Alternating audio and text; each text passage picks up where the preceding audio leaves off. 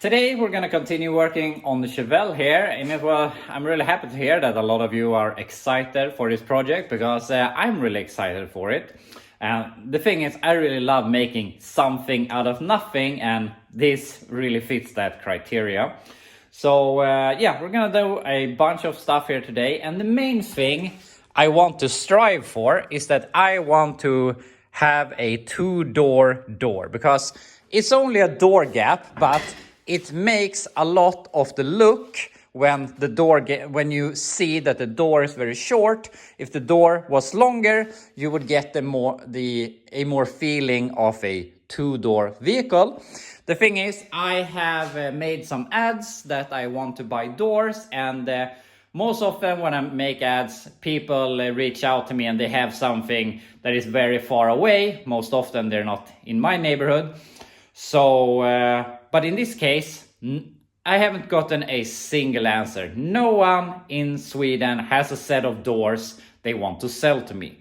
So that's unfortunate. So I am going to start looking into making our own doors, and we're obviously not going to make them from scratch.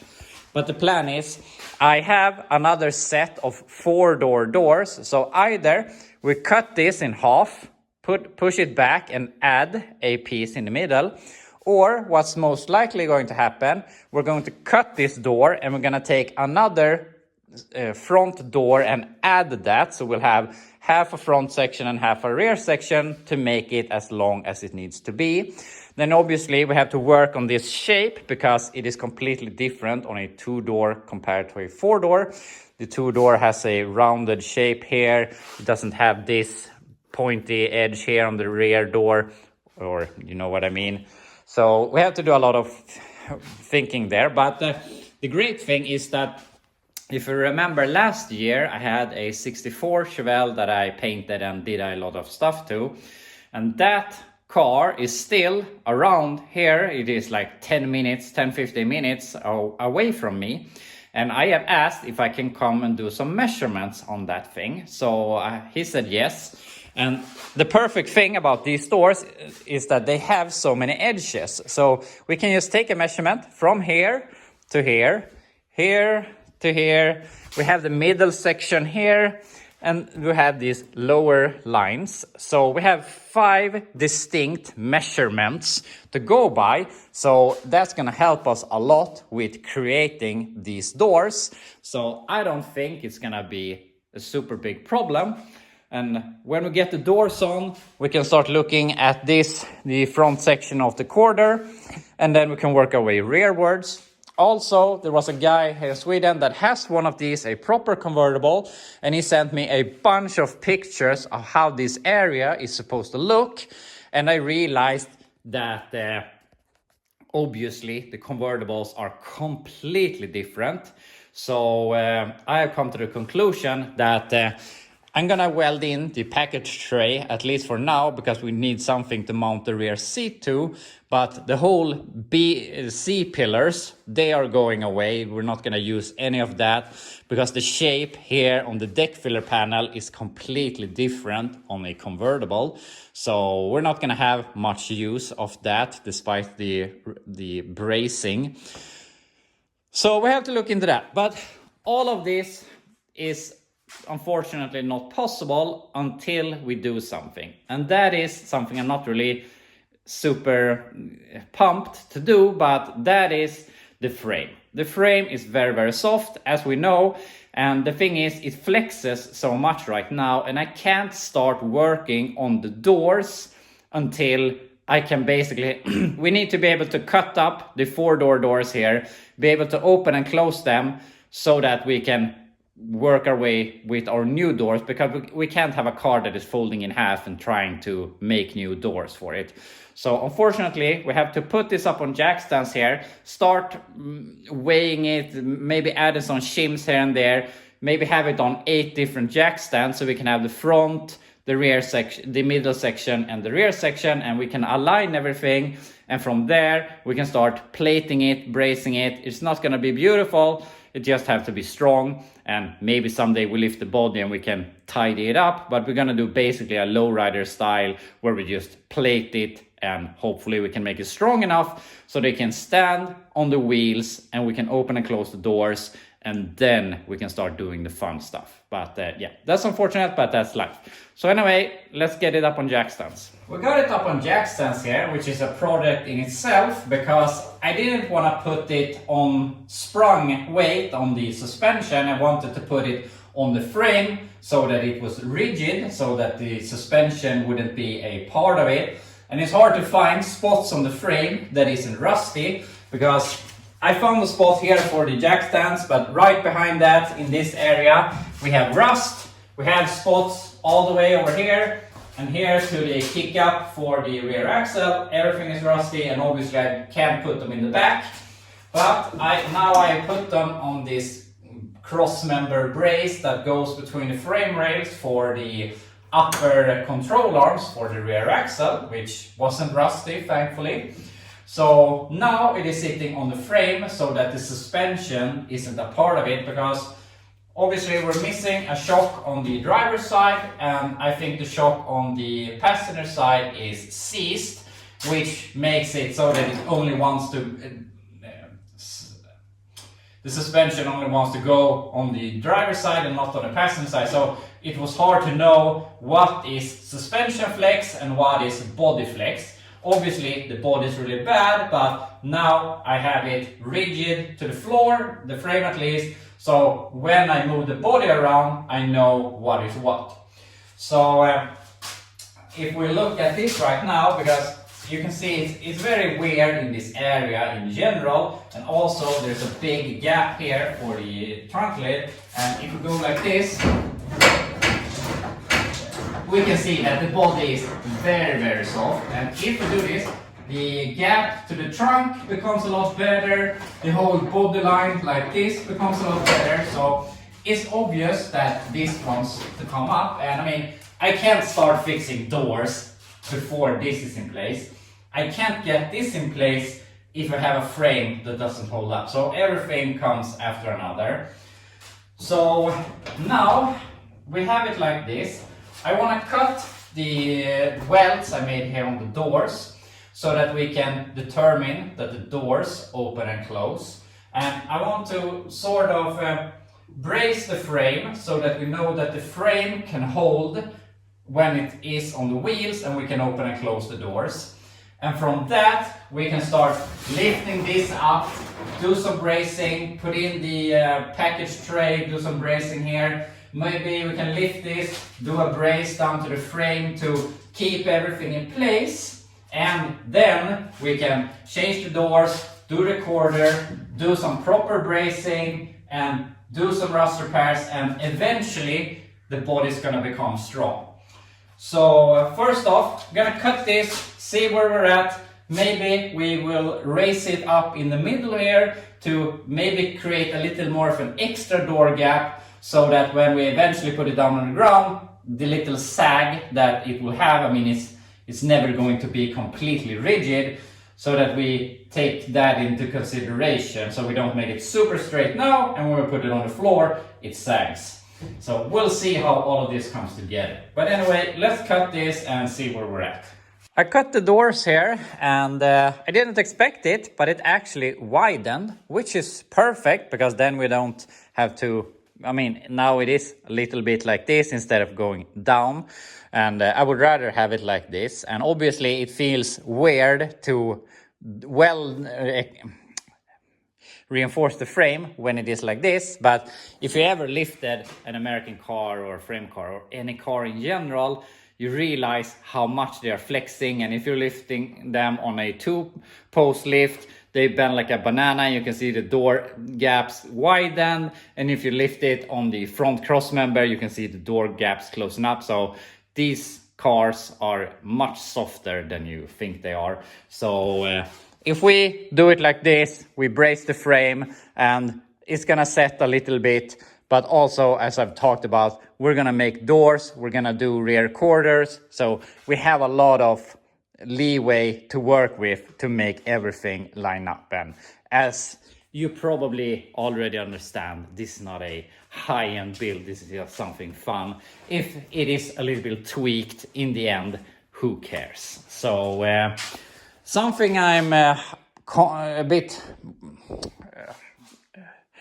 thinking about is that I want to lift the rear quarter as I showed you, because it makes it look better.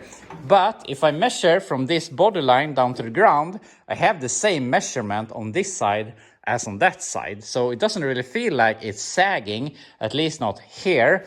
But I'm not sure if the problem more is it's sagging out here. So if we push this in, then weld in the package tray and maybe some more reinforcement, that would maybe, all of this would maybe look a bit better.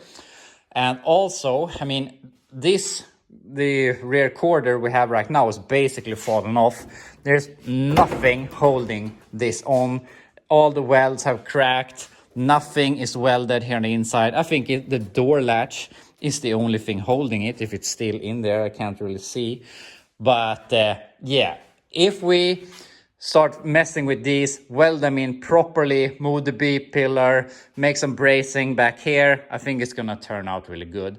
So now the whole question is, how do we brace the frame? And we have some different problems here. Obviously, it's really soft here in the rear, which when you set it on the wheels, obviously, this becomes a leverage point and wants it to go up and down, which obviously messes up our door gaps. And also, we basically have the same problem here in the front, because if you look here, it is completely rusted out. So the only thing holding it is this thin piece of metal here and this top part. So if we made some reinforcement here, maybe we could drag this a little bit back to here. And I mean, the Convertibles and the El Caminos had a boxed frame. They had an extra section here. And I'm thinking about doing something like that. Unfortunately, the frame is pushed up here, but maybe we could do something. And also what I'm thinking about doing, the rockers are already shot, so we have to redo them. So I'm thinking about cutting the rockers here to remove everything so that we could get access to the outside of the frame and plate it with some flat piece of iron all the way. Or maybe even better would be some sort of angle iron. Not sure how we would accomplish that, but that would also add a lot of strength. So I have to do some thinking here how we're gonna solve this easy but also make it strong. I've gone ahead and I removed the inner and outer rocker, and we can see those here. And even though these were as rusty as they are, when I removed them, the body came apart even more. But that is also kind of a good sign, because I have an idea here, and I tried to jack it up, and obviously I can get them back to where they were. But I have a brilliant idea here. First off, we're gonna buy some just flat piece iron, and we're gonna take it, I'm not sure exactly, maybe we can fold it after this, but we're gonna take it all the way to the front here and weld it to the frame when we have it free now from the rocker. And then we're gonna buy a piece of rectangular support beam or whatever that we're gonna stick in as far as we can there where the firewall ends, somewhere like there, and all the way back to where it's supposed to end at the rear wheel well. Then we're gonna weld that to the underside of the, I guess you can call this the upper side of the rocker. So when we get that in place, that's gonna give a whole lot of strength to the body and obviously a whole lot of strength to the frame. So that will hopefully make all of this a lot stronger. And also when we have this rectangular piece of iron in here, that will obviously be under here. So then when we move the B-pillar to make our longer doors, we will move them, then we could cut them up and do some sort of bracing into them, and we could do some bracing in here also, so we can make the B-pillars and the first portion of the quarters really strong. So it's gonna be some work, but it's gonna help us a lot. And I mean, obviously the frame is the strong part of this, but if we also reinforce the body, that's going to help a lot for it not sagging in the middle. And obviously we still have some issues at a kick up in the rear for the rear axle and a kick up on the front for the front suspension, but at least then it will only flex at the rear and the front and not in the middle. So we're gonna look into the frame at the front and rear also, but this is gonna help us a lot with moving forward with the doors and so on. And then, as I said, when we move the B pillars, we can brace all of that up. So everything goes together. Also, I mean, if we have a lot of those will end here somewhere, and we could brace from them up to the package tray. We could even weld a support from here all the way over there. So there's a bunch of things we can do with this. So I'm gonna do some measurements here, see what could fit, because if we can get a good size of the beam that is going to go with inside the rocker, we could hopefully build the rocker to that. Obviously it's not going to look stock, but who cares in this case? It's going to look stock from the side, not from the underside, and that's going to make the rocker super easy to make. So yeah, this is going to turn out great, I think. So I'm going to do some measurements, then we can go and buy some material. We're home here again, and we bought a bunch of scrap metal that we're gonna build our reinforcement with. And also I bought something else. That bumper came out on Marketplace like 6 months ago, and I saved it immediately, but he wanted 300 bucks for it, and I thought it was a little bit expensive, but also I didn't really feel I needed it at the time. But now I started working on the Chevelle, so I messaged him and it was still available. So it was in the vicinity of the same area. So I went ahead, picked up the bumper for 250 bucks, a little more than I wanted to pay, but it was semi-local, and it's in decent shape. It has the brackets, it has the backup lights, and the only thing it's missing is the license plate light. So I thought it was a decent deal, and this is actually going to help us a bit because we can bolt it on here to the rear, and it's going to reinforce it a little bit while we work on it. So it's going to help us, and it's also going to make it look a lot better. So a little bit more than I wanted to pay, but as I said, it's worth $100 for me just that it is local, and I mean it's complete and everything, and it has the bracket, so that's fantastic. So we have that, and then we have these pieces, and this is not exactly what I wanted to buy, but the place that handles scrap metal here, they mostly buy stuff. They don't have a lot of new pieces on the shelf, and I wanted something that was 100 millimeters by 50 millimeters. That's roughly a 2x4, and they didn't have that, and they didn't really have anything that would fit. And so I went to their scrap section, and this is material that someone has sold to them, and they thought it was good enough to sell it again. So I got this a lot cheaper than buying new stuff, and as you can see, they're basically rust free. So we have this thing that is 80 millimeters high, and that's gonna fit really good here and give us still give us access to weld it both on the top and the bottom. So we're gonna put these on all the way here and weld them to the frame. And obviously I would like to go with an angle iron to add even more strength, but the strength we're trying to achieve right now is like this, and that's exactly what this flat piece of iron is going to help us with. And I mean, we can brace it and plate it and whatever down the road, but this is going to do a lot in the area that I want to work in right now. So I think that this is going to be a really good addition to our frame. And also we got these pieces, and as I said, I wanted a 50 millimeter by 100. This is obviously 100 by 100, roughly 4 inches by 4 inches. And my idea here is that we're gonna cut this in the middle here, because if we put that up here, it's gonna fit pretty good in this area, and we can weld it to this. Then it's going to go down these 100 millimeters, which is gonna put it roughly or pretty exactly where the old original rocker ended. So that will make an sort of an L shape here. And in the bottom, we're gonna cut it, I think about 1 inch, 2.5 centimeters, which will make our thickness of the rocker here in the bottom. So this is gonna be like a U profile that's gonna add a hell of a lot of strength. And then we can just take this edge down to that edge and tie everything together. So it's gonna make it really, really strong, and it's gonna make it super easy to build the rocker. So I think this is gonna turn out really, really good. So yeah, we will not be able to do much here today, but we're gonna take these, cut them to length, put them in here, start welding them, and I'm not sure if we're gonna do one side at a time or do both at the same time. But yeah, let's start putting these in place.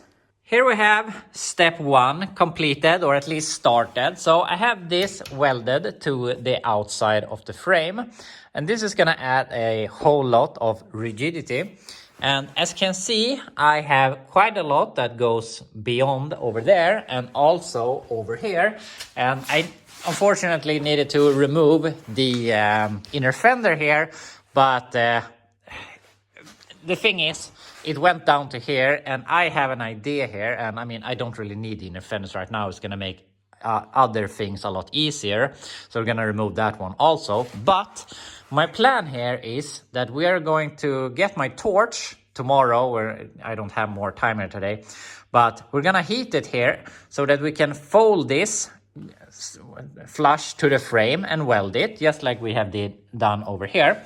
Because, as we talked about, this piece is giving a lot of strength like this, but like this is not giving basically anything. So if we fold this around, it's gonna give a hell of a lot of strength to this area. And since this is an area where basically the front suspension wants to fold, this is gonna help us a lot with the overall strength of the frame. And having, I mean, if this moves up like this, the firewall wants to move with it, and that takes everything else with it also. So if we can manage to do this tomorrow, that's gonna help us a lot. But unfortunately, I realized another problem, and that is, you can see the body is sitting on the frame because the bushings here have fallen through the frame. So that's obviously bad, and they have fallen through here, and they have fallen through here, and also here. Here the bushing is completely gone. It is not until back here when the bushing is actually still in place. And also the last one, the ones that is behind the rear wheel well, they are completely gone. But the thing is, it would be better if all of them were gone, because now this is sitting where it's supposed to be, and here it has obviously sagged this much, like the bushing is. So that's obviously very, very bad for what we want to do, because if we do our 2-door conversion and the rest of the work as we want to do, as it is right now, and then obviously it's at one height in the rear, that's not going to change much. But when we inevitably get new bushings, because we can't drive like this, the body is basically loose. Obviously we're gonna raise it a little bit in the front, about, I don't know, 2 centimeters or something, about 1 inch. That's gonna throw off all of our alignment, the alignment of the body lines, which obviously wouldn't be good.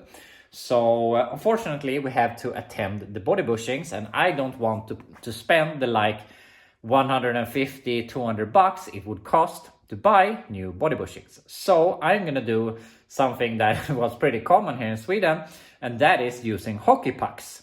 And obviously hockey pucks are available pretty easily where I live. If they're not available easily where you live, I'm jealous of you, because I would like to live somewhere where hockey pucks would be not be needed, because you have better weather than we have here. But unfortunately, I live where hockey pucks are plentiful. So my plan is, tomorrow we're gonna buy some hockey pucks and we're gonna make new body bushings so that we know that everything sits where it wants to be on the frame, so that it doesn't change later on when we do it. So we want to do it now.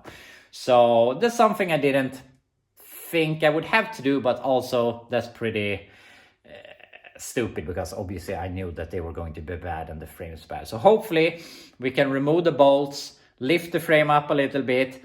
The hockey pucks have a bigger diameter, so either they will fit or we have to do some rust repairs in when we do that.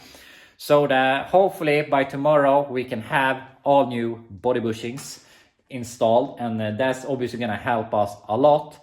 And then when we have that, we can continue with the frame and start building our inner rockers with this, and maybe we do the outer rockers at the same time. I haven't really decided. We'll see.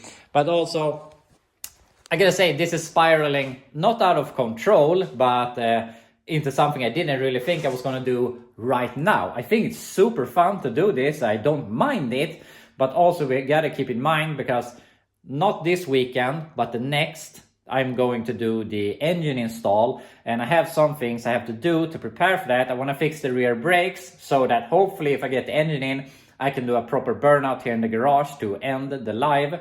And some other things, we have to put the transmission on the engine to prepare, look for stuff that we might miss. And I have to do some work to the turbo headers. We're gonna change the turbo, do another oil drain, and a bunch of different stuff. So we can't just focus on this. But I mean, it's 2 weeks until then, so I think we'll manage. But yeah, as I said, it's really, really fun, but it's not turning into more of a project, but I didn't really think I was gonna take it this far as of right now. I thought I was just gonna cut the roof off it, but yeah, we just have to keep on working, I guess. But anyway, that will be all here for today. If you haven't seen it already, I have a video on the Mustang I bought. So if you're curious about that, go check that video out. But other than that, I'll be back to you tomorrow, and we will see what we can achieve then.